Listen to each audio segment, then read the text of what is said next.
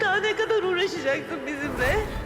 Mahvolduk, bittik biz ya. Bittik, daha yeter, yeter.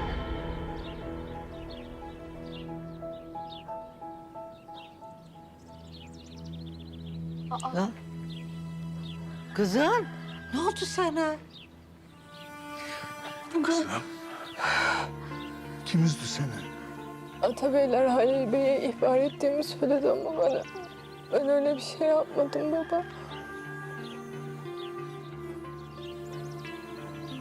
Yavrum, sen onlara inandıraman kızım. Onlar kendilerine bir günah keçisi arıyorlar ya.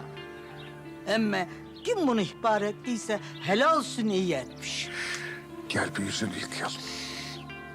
Gel. Gel. Ah kuzum benim.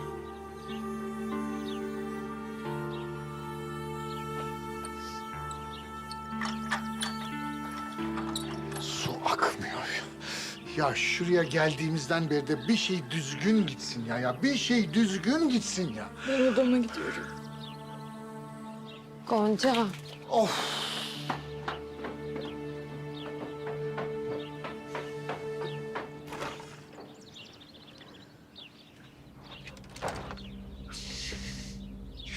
Bu Halil'i fazla tutmazlar içeride. Çıkınca da bize musallat olur gene.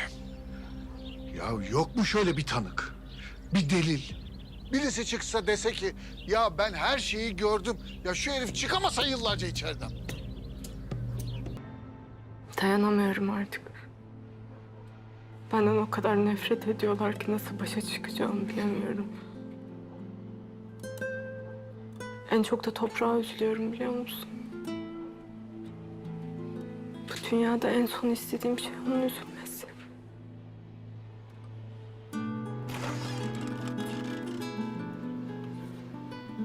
Gonca. Olanları duydum. Tahir amca anlattı. İyi misin? Değilim.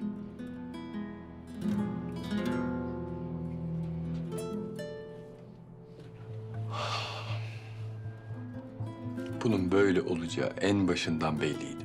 Seni defalarca korumaya çalıştım. Defalarca. Gonca. Lütfen bak, sana yalvarırım. Kendine daha fazla zarar verme artık. Lütfen.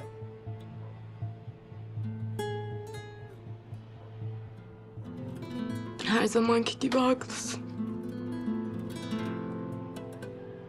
Biz belki birbirimizi sevmemeliyiz. Ben topraktan uzak durmalıyım. Bitti artık. Başka çare yok. Canım. Zor biliyorum. Ama yapılması gereken şey bu. Arda, biz Gonca'yı biraz yalnız bırakalım, dinlensin. Tam tersine bence yanında olmalıyız şu an. Arda, kız dinlensin. Tamam Zeynep'ciğim. Gonca, biz aşağıdayız. Sadece seslenmen yeter. Ben hemen gelirim. Tamam. Buyurunuz önden.